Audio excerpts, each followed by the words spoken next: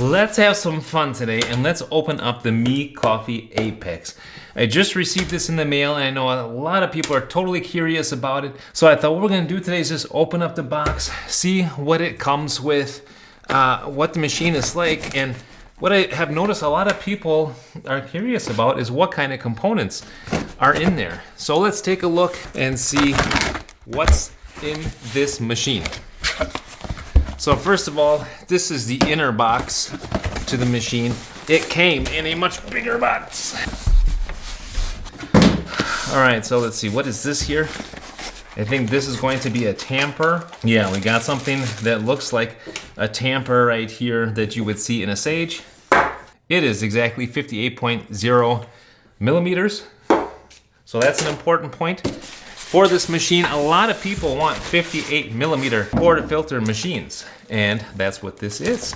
Here we got the portafilter, and here we got the machine. Pretty heavy. It's heavier than I was thinking it was going to be. All right, a brush. A little scoop like what you find on the DeLonghi's. Oh, got saran wrap.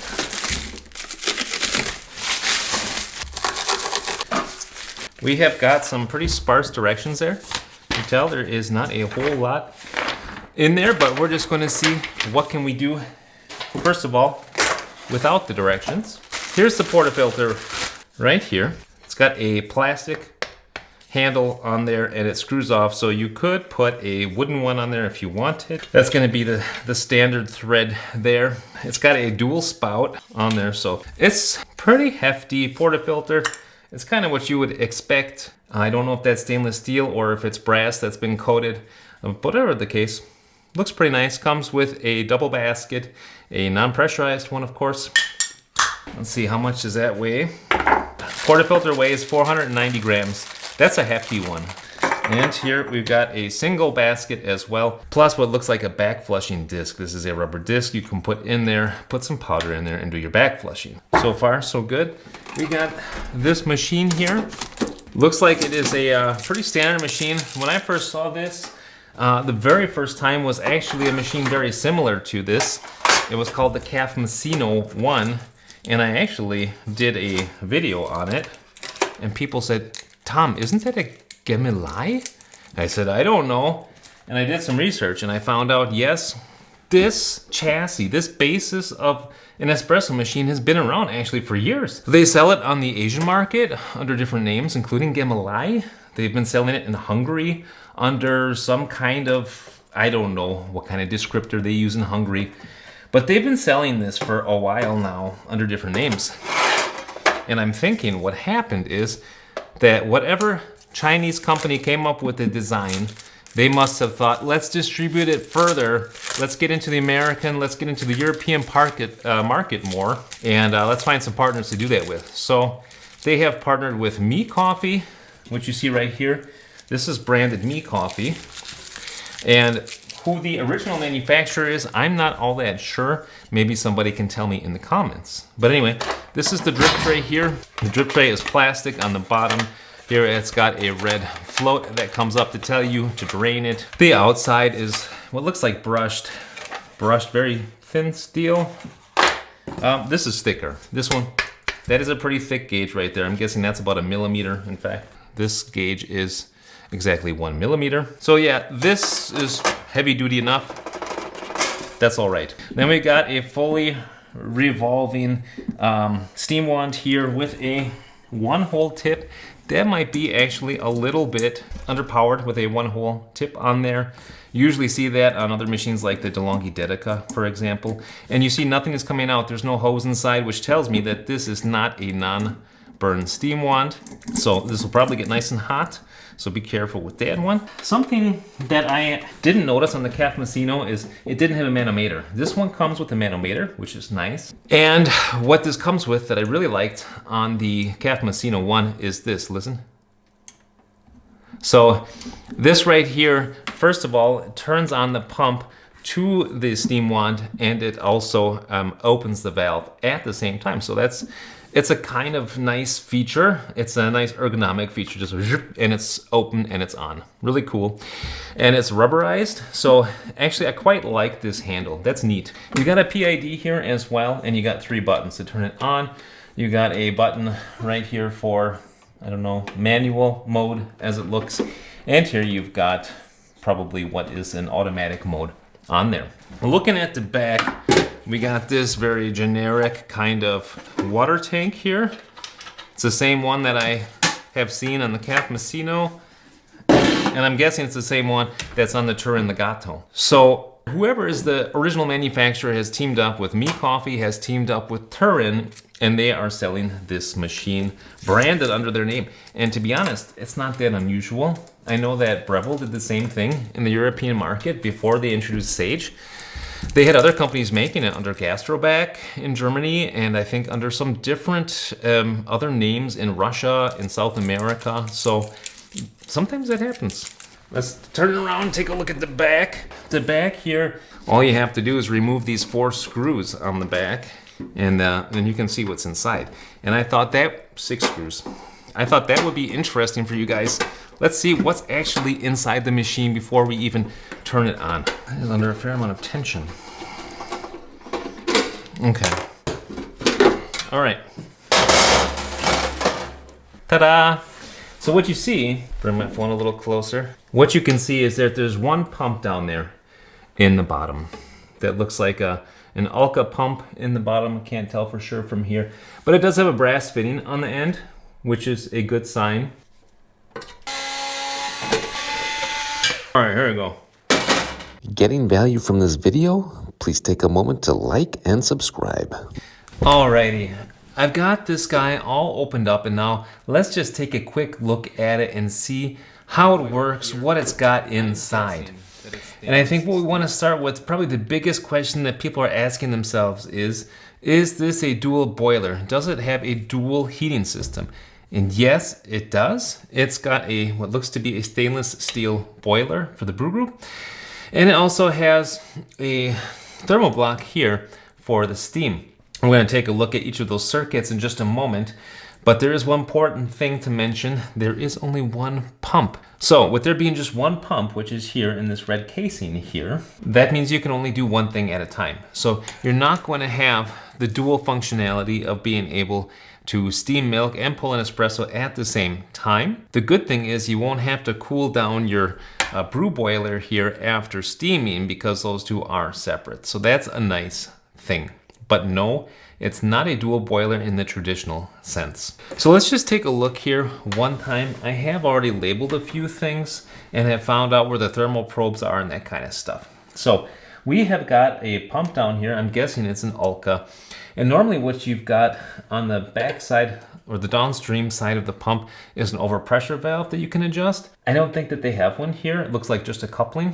From that coupling, it goes up here with this thin line and it enters into a T-fitting. This is a plastic T-fitting, and it's got metal clips that hold the hoses in place, kind of like DeLonghi has. So it's got one input and 2 outputs. One output is for the thermoblock here, and one goes to the brew boiler. So if we have a look at the steam first, at the thermoblock, that goes through this brass coupling, that goes here to the bottom of the thermoblock, and it exits up here at the top of the thermoblock. And at the top, you're gonna see these 2 black wires here. That is the thermal probe. So these 2 black wires, they go down here to the main board. So on the main board, you've got various wires, and 2 sets of them are for the thermal probes that we have got for the PID system. One going here and one going to the brew boiler. So the water exits here, the heated water, and it enters into another valve here, which is what you're turning here, what you can hear. So then the water goes through that valve and comes out of your steam wand. So far, so good. It does also on this valve have what looks to be an exit, and there is a thicker tubing that is on a nipple here, and that thicker tubing goes here through here, here, here, and exits down here and goes down into the drip tray. So there's actually 3 of those thicker hoses going down into the drip tray.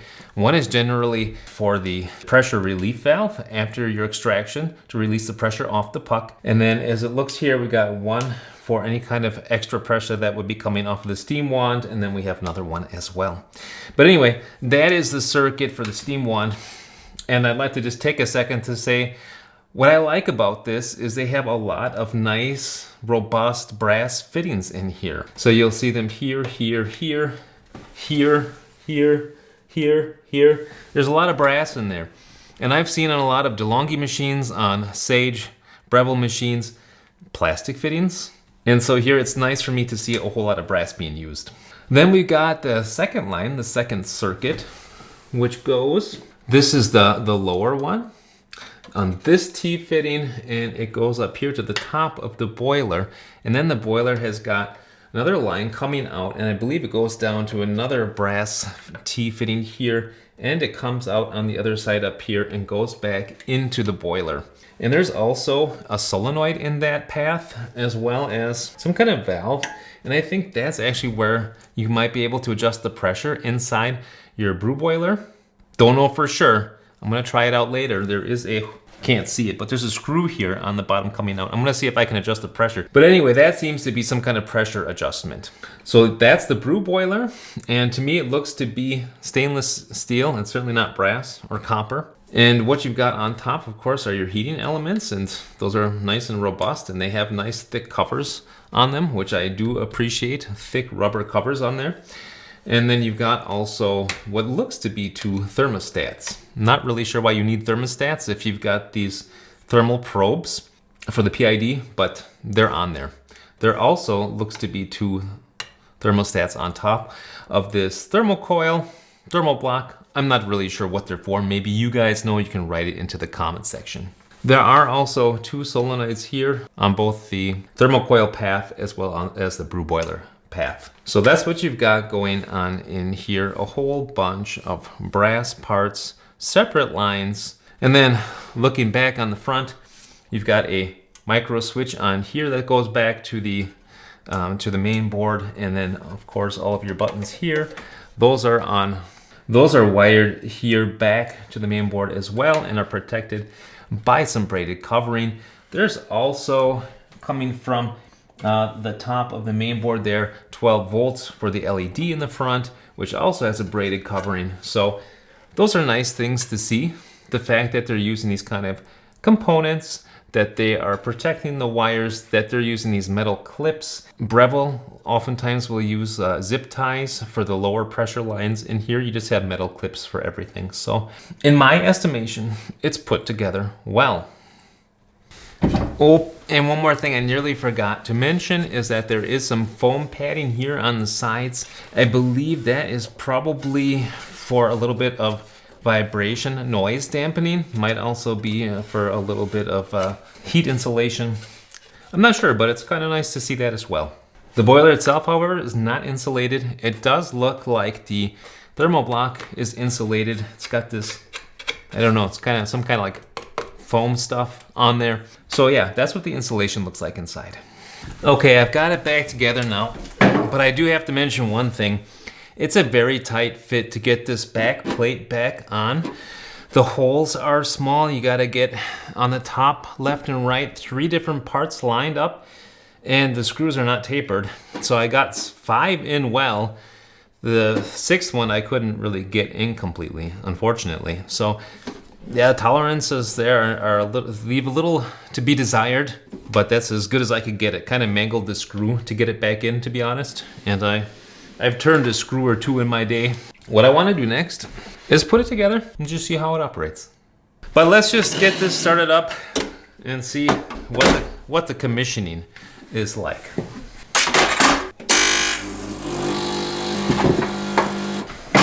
Well, that's good. It reads 19 degrees. It's probably about 19, 20 degrees down here. And these 2 lights are flashing, which tells me it's probably warm enough. Let's just see if we can press a button and see if any water comes out. Oh, there it comes. Okay, good. We got that primed. And you also saw a shot timer. 16 seconds was on there. Very nice. But let's just let it heat up. All right, so let's go ahead and see what the default pressure can make it up to. I got a blind disc in there right now. Oh, dang. Makes it up to 14 bar. Let's see if we can't reduce that a little.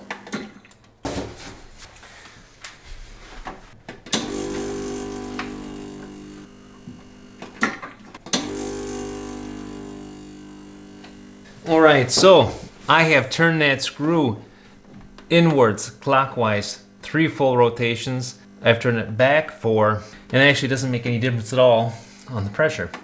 And with the default going up to 14, I wonder if there's a way to adjust it.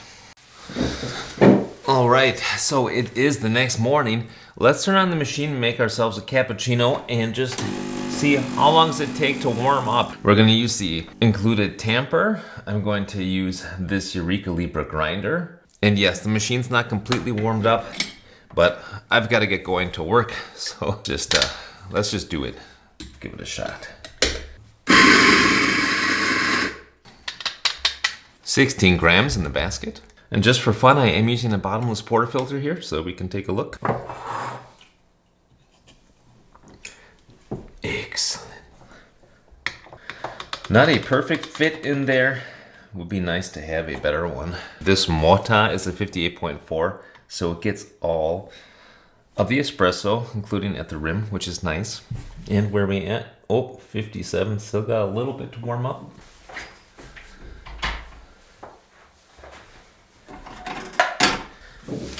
All right, looks like we're up to temperature, so let's just let one empty shot through. Now let's give it a shot and see what the espresso looks like. Okay, here we go.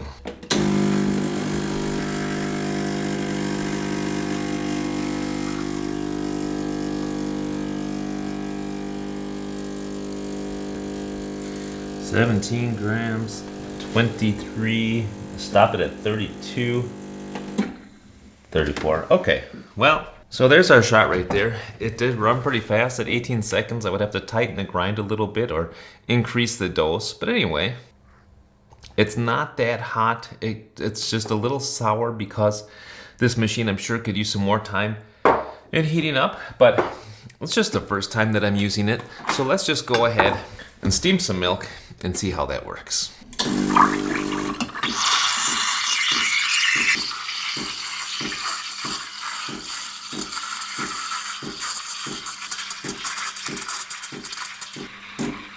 Pretty fast, actually. There we go. Kind of screwed it up there at the end, pulling it out. Oh, that's relatively creamy anyway.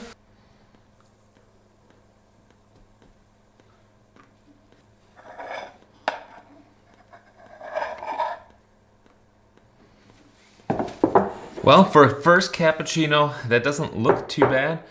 I gotta adjust the grind there. I've gotta get a little bit of practice with this steam wand, but so far so good. That's the result. So I plan to use this machine in the future and get it dialed in a little better and come back with a review of just the machine and how it operates. I hope that this video was helpful for you, and if so, give it a like. Check out my other videos. If you like what you see, subscribe to the channel. It's totally free. And until next time, I say happy coffee drinking and happy espresso drinking. Bye now. Pretty good milk.